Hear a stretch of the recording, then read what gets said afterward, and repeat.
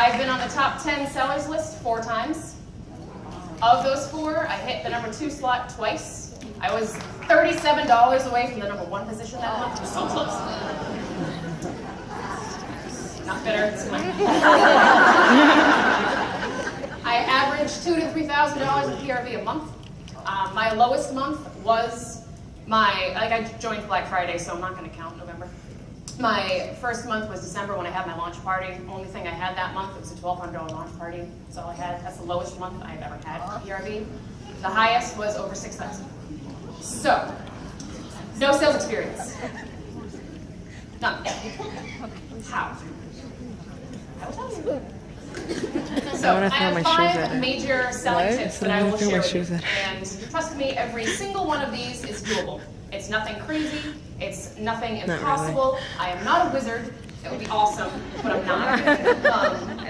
And everything I have done is a mix of just hard work, enthusiasm, training by my really awesome sponsor and team and upline, a healthy dose of my own personal control freak multitasker nature, and also just realizing that this is sales and not expecting to do awesome every month, and realizing that there are going to be lows and it's going to happen. It's the nature of the business, and realizing that even when it is low, it's not an excuse or a reason to take time off. It just means work harder and do more. So with all of those things mixed together is how I've done as well as I have. So my top tips are these, and we'll go over all of them. Customer relationships, heard that one already. Personalization and interaction, customer loyalty, product connection, and personal use. All right, so the first one, customer relationships. This is nothing new. Forming a solid relationship with each and every guest that is present in your parties is going to build the foundation you need to turn that guest into a customer. And then keeping that relationship going is what's going to turn that one-time customer into a repeat customer. About 30 to 40% of my customers are repeat. They just keep coming back to me over and over and over again. It's great. It's really great. I run the plurality, it's a big word, of my business on Facebook. Between my full-time job and all my hobbies, home parties I don't have a lot of time for them. I do them here and there sporadically as long as they're close to my house, but probably 90% of what I do is on Facebook. It's what I have to do. It's what works best for me. So now, everything that you're doing online, you need to still be able to have that connection. And I know it can be a little bit hard to interact on a social platform as opposed to in person, depending on what kind of personality you have. I'm much better online than I am in person. Yeah, believe it or not. I have a script in front of me. So now, as far as online parties go, you want to be starting those relationships really early on. So every time I have a guest RSVP to my events, I only use events, I do not use groups. So every time someone RSVPs, they get a personalized welcome message, a shout out, right in the event. Hey, thanks so-and-so for coming. I'm so glad you're here. Request a sample, let me know if you have any questions, yada, yada, yada. Every time a guest comments on something that I posted, whether it's a sample request, or it's a like it or leave it, or it's a game, anything, or even if it's a question, you want to make sure they're responding. I offer interaction, and I personalize those responses to whatever they happen to have posted. Every guest that requests a sample, make sure that I'm following up within a few days, see if it arrived, if they have any questions about application, or any other questions at all in general. All of that goes towards building that relationship and becoming this person's friend. You're trying to become friends with your guests because they don't want to be just buying from some random lady on Facebook who's trying to sell something. You want to actually become friends with these people, and that's where it needs to start, is really early on. Personal touches go a long way. So everyone does their parties differently. We're all different. After my parties conclude, everyone gets a personalized thank you note, a handwritten thank you note. Thank you for coming to the party. I'm so glad. It was a blast. Contact me anytime. Let me know if you have any questions. Enjoy your jams. Thanks, Alicia. So that gets sent out as soon as the party's done. I don't wait. The party closes on Friday night. Those are in the mail for Monday morning. It also goes with my information. And those thank yous go to everyone who participates in a party, whether they order or not. So if they requested a sample, they get a thank you. If they placed an order, they get a thank you. If they booked a party, they get an enormous thank you. Everyone gets a thank you. If I have their address, they're getting sent something. Basically, they're going to get a piece of mail. It's purple, so yay. So now, as far as that goes, I'm heading into my first year as a consultant, and I have roughly 400 customers right now. I'm seriously contemplating sending each and every one of them a holiday card. It's a lot of writing, but again, that's just something to maintain and nurture those relationships because you want to keep those customers, right? Another way to maintain customer relationships is I have a VIP group on Facebook for my repeat customers. We're actually called the Jamaholics Not So Anonymous. I started that group right after my launch. I've been doing it since the very beginning. I added my friends and family who I knew wouldn't mind because that is a group. And then after that, hostesses and any interested guests, and at this point, anyone who requests a membership can come in and hang out. It's just a way to continue that party and to keep that party going long term and get that connection going and maintain it. And play games on a regular basis. I have giveaways. They all post their Jamicures and selfies. I mean, they're essentially very self-sufficient. You just kind of run that group by themselves at this point. It's quite lovely. And twice a year, to coincide with Going, Going, Gone, I host a mystery hostess party in there also, and they go cuckoo bananas over it. It's excellent. So it's just another great way to stay connected to your regular customers and to help new customers get and stay involved. So if you don't have one, I highly recommend creating one for your regular customers. It's awesome. Okay, next, customer loyalty program. So you built these relationships with customers and you are nurturing them through your personal touches, whatever they happen to be, with your thank yous or whatever, however works for you. So what's another way to guarantee that those customers come back to you the next time they need jams, that you're the one that they think of in particular? I'm a huge believer in using a customer loyalty program. Something I've been doing since the very beginning. And there are a number of ways to do it based on your own comfort level and however you want to actually do it. What I personally do is attach to my thank you cards right on there. There's a little note that says, buy $150 worth of product from me, you get a free wrap on me. And that's what it is. I don't keep track of that. I use the honor system and make sure that they know that it's a thing, it exists, it's there. But if they want to actually get their product, they got to keep tabs and make sure they're actually only buying from me. And then let me know when they get their freebie, and I'll order it and send it to them. So it's a nice little extra way. And then also, since that's coming with their thank you note, and they see that, sometimes if they've had a large order, if they've ordered $15 worth, they get the thing in the mail, and it's got a check mark on it, they're like, oh, sweet, awesome, all right, cool. If they had a $200 order, they get this in the mail, it says that they've already earned a free wrap, they're going to be super stoked to come back to me next time because they know that they already are getting something back from ordering from me. So yeah, that's what I do for customer loyalty. I highly recommend it. All right, moving on. Personalization and interaction. So two of the most important aspects of sales are personalization and interaction. I really cannot stress this enough. This may mean different things to everyone here, but in regard to this business, to me, they mean this. Be yourself. Be personable. I know sometimes, again, it can seem challenging on social media without coming off as overly exuberant or fake, or sometimes it doesn't translate well, but you want to let your own personality shine through your posts.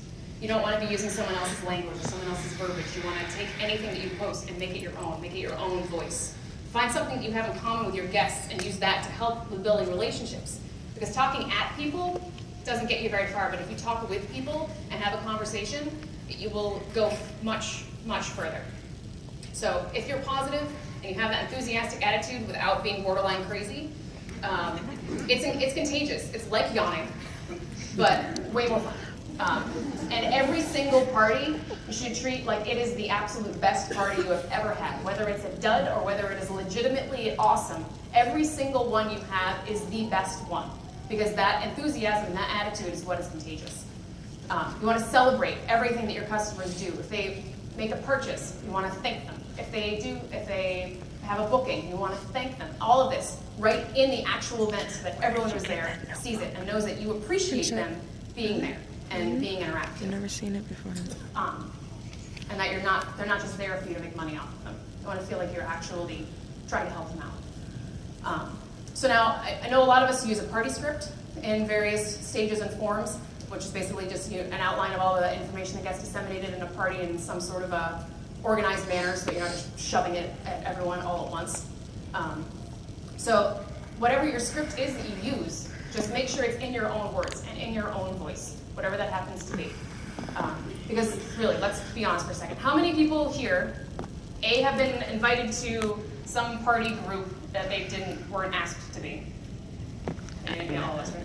And then of that, when you were there and actually saw the posts, how much of it sounded canned and didn't sound original? All of it, right? Okay, so you want to have original content. If we all are talking about the same products, but use your own personal touches to talk about them, your own personal experiences. I can personally talk about every single product that we have except Junior's because I don't have a kid and they don't fit on my nails. So other than that, I can actually use my own experiences to talk about how much I love this and how much I like this and how much I have to tweak this to make it work and how awesome this product is. And you also want to be changing up what you're posting and keeping everything fresh and new. So all of that language and verbiage and graphics that I use, I probably swap it out at least once every month, if not more regularly. The content is still there. I'm still talking about the same products, but I'm going to update the way that I'm talking about it. I'm going to use new graphics so that if you have repeat party guests, they're not seeing the same stuff over and over and over and over again. It's always new. It's always fresh. And you also want to be checking in with your hostesses before you have a party and see what kind of a format is going to work best for them and their guests. Whether it's a power hour party, if it's a 7-day, if it's a 4-day, if it's a home, if it's going to be a fundraiser. You want to actually be checking in with your hostesses and giving them the experience that they want because they're the ones who are having the party and their guests are going to be the ones that are there. You're just providing the vehicle. So now, as far as all of that goes, there's one little extra tip that goes with it for personalization and interaction. You want to be professional in your presentation. So customers are far more apt to buy from and invest in you if you sound professional and knowledgeable. So my team knows this, but I'm a grammar fanatic.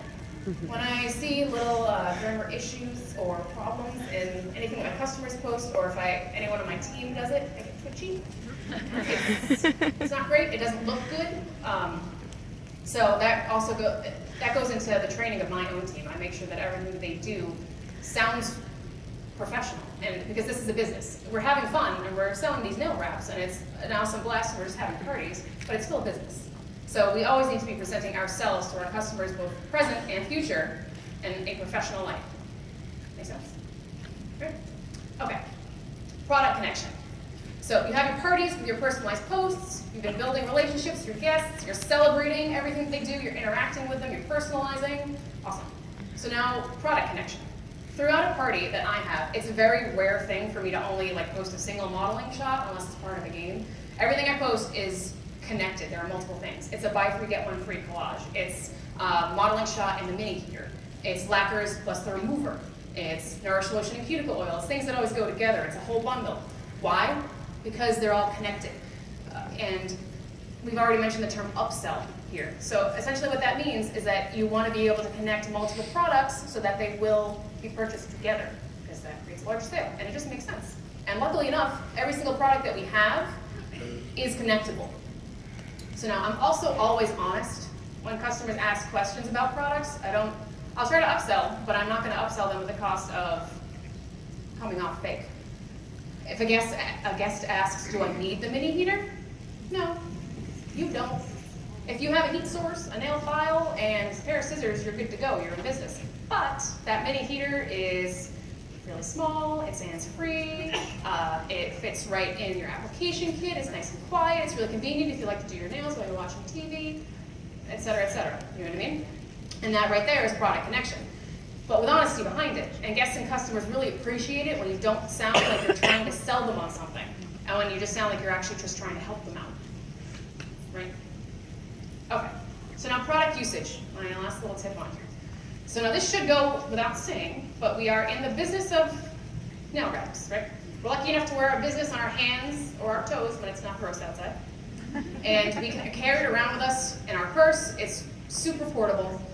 And that all boils down to wearing the absolute crap out of your hands, out of these products. Customers will trust people who use the products that they're selling and use and wear them well. So work on your own application techniques. Make sure they're perfect. Perfect your nail fee and your nail selfie with your props and everything. Do everything that you can to present your business in its best light, whether it's artificial or natural outside. And do not be afraid to talk about what you're wearing, because everyone's going to ask. They're going to do something with their hands, and they're going to be like, oh, I love your nails. And you're like, oh, thanks, and they're the Jamberry, and yada, yada, yada. And there's your 30-second commercial right there. Okay, so now I have one more tip. It's not up there. But, so we've covered customer relationships, customer loyalty, personalization, interaction, product connection, and product usage. All of these tips, if you combine them all, you will become an absolute selling dynamo. And they're all super doable, right? So now, finally, last tip. It's a big one.